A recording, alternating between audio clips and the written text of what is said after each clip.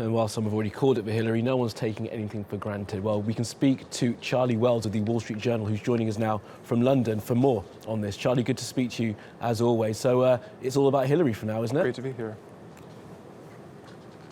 That's right. So it's looking like she's going to be the presumptive nominee, but there is still some uncertainty left. So the way that the Democratic Party comes up with its candidate for the general election is a little bit quirky. There are elected delegates who, come from elections, and then there are also superdelegates. These are sort of party elders who can decide up until the last minute who they're going to vote for. So that's why there is still a little bit of uncertainty left. And Bernie Sanders has vowed to fight on. He's hoping to take it to the convention, isn't he? That's right. So there have been reports that Barack Obama called Bernie Sanders over the weekend to talk about party unity. A lot of party elders in the Democratic Party are worried that this sort of two-front battle will continue, where Hillary Clinton is fighting Bernie Sanders internally and externally going after Donald Trump. It seems like his tone has shifted a little bit recently. He sort of talked about how much is riding on Tuesday, and if he does not manage to win a large state like California tonight, we should maybe expect his tune to change a bit. And what about Bernie's supporters? I mean, when we spoke before, Charlie, we talked about the fact that Bernie supporters were really not too keen on Hillary. Is that going to start changing, do you think? Right, no, it's interesting. I think, there are a number of Bernie Sanders supporters who might be more willing to support Donald Trump than Hillary Clinton. There are people who, don't like her style of candidacy. They see her as an establishment candidate, and they're tired of the status quo. So it will be a huge task if Hillary Clinton, is able to sort of bring them into the fold. Absolutely. Well, you mentioned his name, Charlie. I wasn't going to bring it up, but you did. Donald Trump. We've got to talk about him, of course.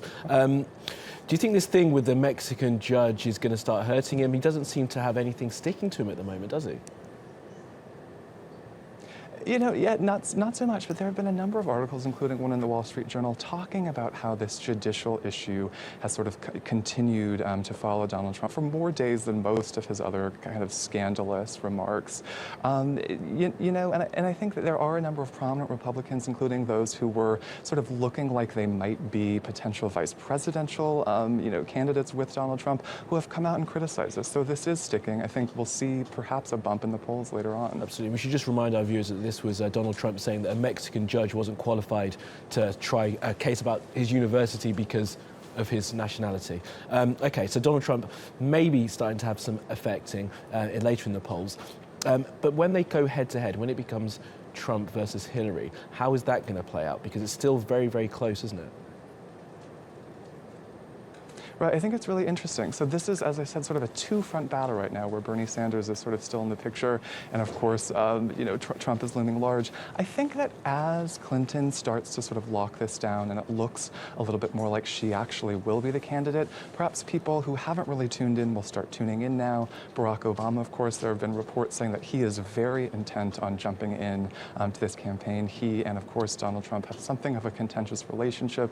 There are a number of issues where Barack Obama has expressed being personally insulted, and it seems like he is keen to get on, and that could actually help Hillary Clinton going forward. Okay, Charlie, and just finally, let's just finish up talking again about Donald Trump and the Republicans. There has been some talk about a brokered convention, the Republicans doing the honourable thing in some eyes and not supporting Trump, but putting forward a third party, and then looking at 2020. Is there any chance that that sort of thing could happen, do you think, or is Trump the man for the Republicans from now on?